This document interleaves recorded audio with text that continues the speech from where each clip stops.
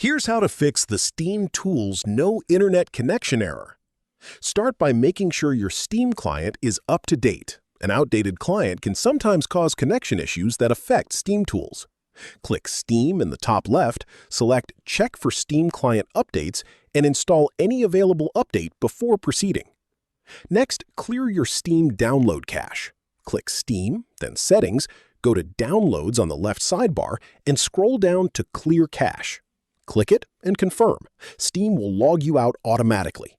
This cache stores temporary data, and if it becomes corrupted, it can interfere with Steam's ability to connect to its servers, which in turn affects SteamTools.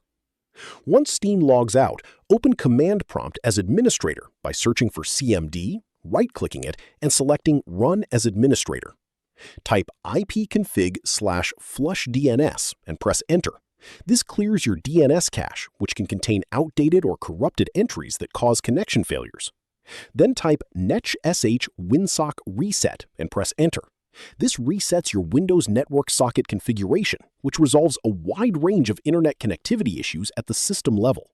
Both commands together are one of the most effective network fixes available in Windows.